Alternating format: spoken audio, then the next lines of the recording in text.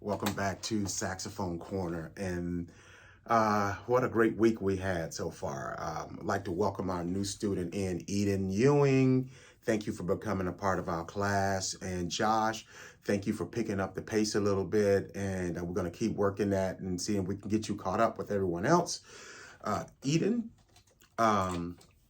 and thank you for becoming a part of our class, and thank you for putting the effort in to come in a little bit early and get so you can get caught up with the rest of the kids. Again, this is Saxophone Corner, and thank you guys for watching. And I love it when you come and tell me that, hey, I saw the video. So I'm really cool that you're watching, and I hope this helps a lot. And it's meant to. It's exactly meant to. Excuse me. What I want to talk about today is, first of all, let's talk about what we did last week. We did a lot of stuff. We got up in the ensemble. We started learning about breath marks and how to take a breath part properly and in between phrases. And I'm going to explain that more in between the phrases. And we'll talk about that here in a couple of minutes. Let's go to what else we did. We did phrases, and we were doing sight reading. Again, sight reading is reading. It's not looking at the music and reading. It's reading music that you've never seen before. That's sight reading. And when you sight read something for the first time, it's kind of makes you strong in playing. So after you play it one time, it's no longer sight reading, it's rehearsing after that.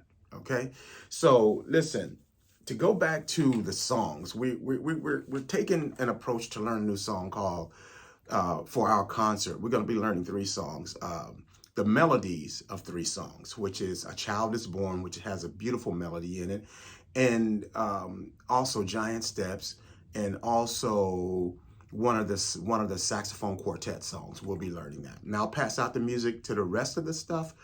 I'll pass out that music on Monday. Let's talk about those songs. Those songs are not that hard to play. Child Is Born is pretty easy. Da, do, do, do, do. Let me see. Do I have the music to A Child Is Born? I do. Give me a second.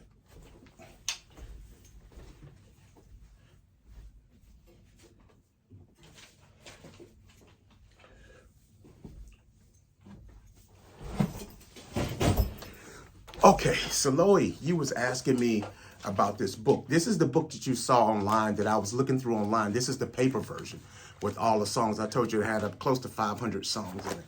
So yeah, A Child Is Born is in here. And let's see, can I find it real quick? Maybe it's torn out. It's got torn out somewhere, so I don't have it. So, let me see. I don't have it.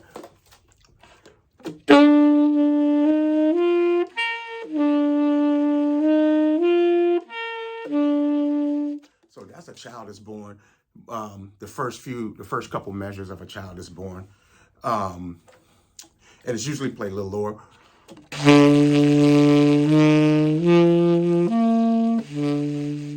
So that's not that hard of a song to play. But what helps that song is that if you have a good tone, because the melody is so slow that you will expose your tone. So it's important to have a good tone, and what's going to help you work on your tone are the long tone exercises. And I would like for you to do the long tone exercises over the scales that I gave you, over the chromatic scales. And I definitely want to work on the first 2 scales. So you should be working on C major scale and G major scale. And we work on those to the top. And traditionally, we kind of work on those scales as just going up and coming back down, simply like.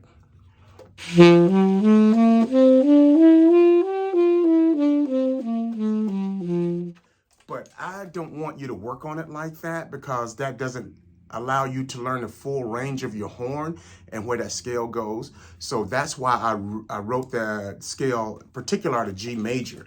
I wrote it like this. So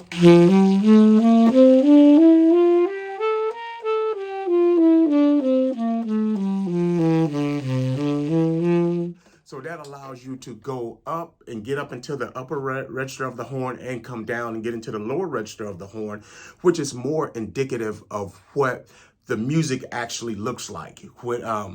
It's rare that you see a song that goes da da da da da da da da da da da da da da. The scale is kind of mixed up and it's played in different intervals, and so but it's still the scale, nonetheless. So those scales, I really want, it's important that you practice the scales, but it's going to help you play the songs better. It's technique wise, it's going to help you finger this, have better fingering in the songs. Melody wise, to help you play the melody better, that is going to be what the long tones are for. If you don't do the long tones and don't do the scales, the song is just going to sound like da ba ba ba ba ba ba. It's just going to be some notes, some random notes put together that happen to be right. And we don't want that. We want the notes to sound full and nice, and we want the song to be musical. And that's the whole purpose of playing music, is to make music sound musical. And if it's going that way, it's going to be a great performance. So our performance is in 9 weeks. So we got a lot of time, and I am not concerned about you guys learning these songs. What my focus is that you actually sound good playing the song, just like you did with All the Things You Are. When we circle back to All the Things You Are, like we'll do a review on All the Things You Are, and you're going to see how different All the Things You Are sound after the next 9 weeks, because your tone is going to improve more. And also, not only your tone will improve, but your technique will improve. And your technique is how clean you play the notes and how accurate you play the notes and stuff. When that stuff is going to improve drastically over the next 9 weeks. So with that, your homework is to practice those 2 scales, and you don't have to practice them both. Choose one of the 2, the C or the G, and let's get that down. And then come and show me what you got about, I would say, hopefully Tuesday, Wednesday. Show me what you have. I like to see what you have on Monday. So let's just do a little assessment on Monday and see how well you can play one of the scales. And that'll be absolutely fantastic for you to do that. I want you to turn to page,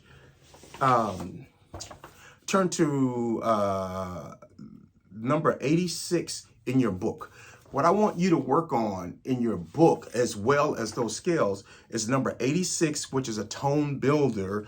And notice where the breath marks are. They're after every 2 measures. So notice where the breath marks are right here. Notice where that is. So the phrase is going to be from this measure and this measure. That the phrase will consist of these 2 measures, and then you take the breath.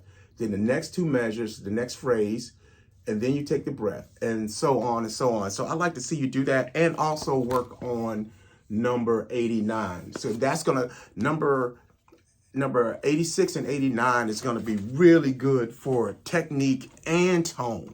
So, and that's what we're trying to get to. So we want you to get the scales, technique, number 86 and number 89, and squeeze in. I'm not so concerned with you playing A Child Is Born yet, because if you learn 86, 89 in the scales, A Child Is Born will fall right under your fingers seamlessly.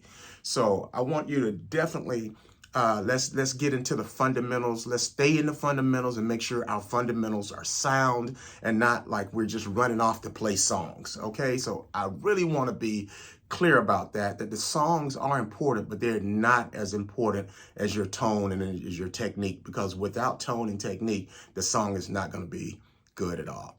So on that note, I'm going to end. Listen, practice. Get your 2 days, either Friday, Saturday, or Saturday, Sunday. But I need 2, and at least 15 to 20 minutes. And if you could do 30 minutes, fine, but 15 to 20 minutes. And so consistency is the key. If you can only do Friday and Sundays, that's better than nothing. 2 day, I'll take those 2 days, but the way that you get the best out of rehearsal is rehearsing consistently for at least 2 days in a row.